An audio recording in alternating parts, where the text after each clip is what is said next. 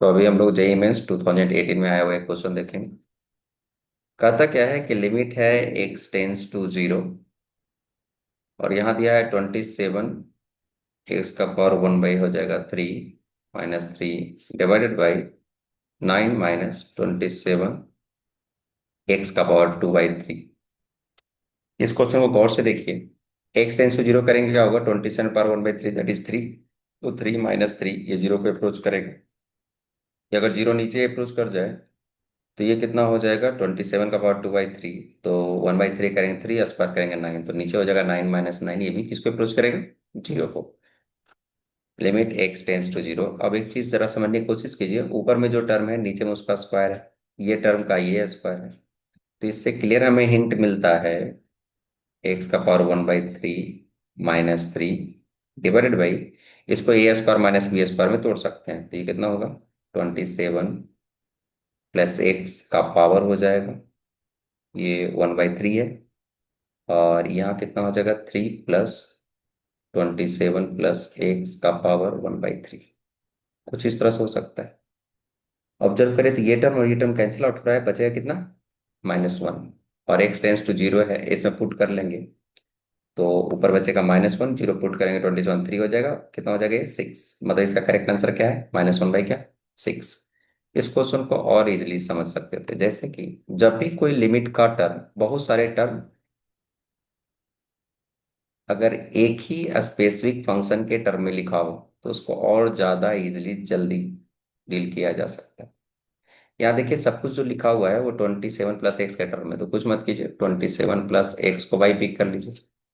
तो जब x zero को अप्रोच कर रहा था उसी समय अब बाई जो अप्रोच करेगा वो 27 को अप्रोच करेगा।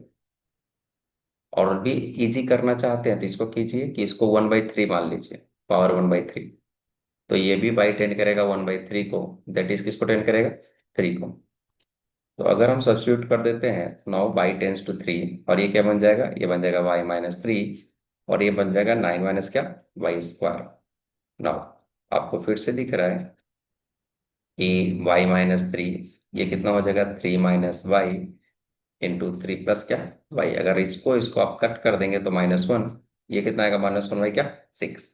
तो अगर आप 0/0 के फॉर्म को समझते हैं, और कभी भी ऐसा हो कि बहुत सारा फंक्शन हो और वो एक ही फंक्शन के टर्म में एक्सप्रेस किया जा सके, तो उसको जरूर सब्स्टिट्यूट कर लेना चाहिए, उससे क्वेश्चन थोड़ा लेंदी कम दिखता है और इजिली सॉल्व कर सकते हैं।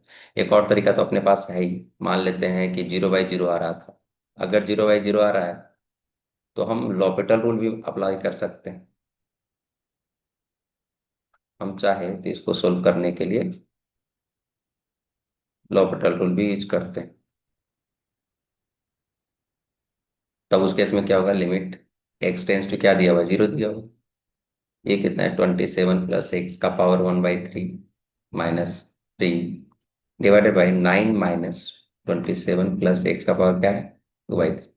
ना, अगर लॉपिटल रूल अप्लाई कर रहे होते इस क्वेश्चन में तो क्या कर रहे होते, इसको डिफरेंशिएट कर रहे होते विद रिस्पेक्ट टू एक्स, तो क्या होता, 1/3। 27 प्लस एक्स का पावर कितना होगा, -2 बाई क्या, 3, और ये हो जाएगा जीरो। नीचे कितना होगा, 0 -2/3 होगा। 27 प्लस एक्स का पावर कितना होगा, -1 बाई क्या, 3। ऐसा करने से ये 3 और 3 कैंसिल आउट हो जाएगा। हमारे पास क्या बचेगा, जब हम जीरो अप्रोच कर देंगे तो ऊपर बचेगा 27 का पावर -2 बाई क्या, 3। नीचे क्या होगा, -2 टाइम्स 27 का पावर -1 बाई क्या, 3। नॉर्मल सी बात है, अगर हम इसको कट कर लें, इस क्वांटिटी को अगर हम नीचे लेकर चले आए तो ये बन जाएगा कितना, -1/2। ये नीचे आएगा, पावर ऐड हो जाएगा, तो ये बन जाएगा 27 का पावर 1/3 अगेन, -1/2 इंटू क्या होगा, 3, फिर से कितना आएगा, -1/6। लेकिन इसका सबसे अच्छा अप्रोच कौन रहेगा, ये रहेगा। इसका करेक्ट आंसर कौन रहेगा, ए।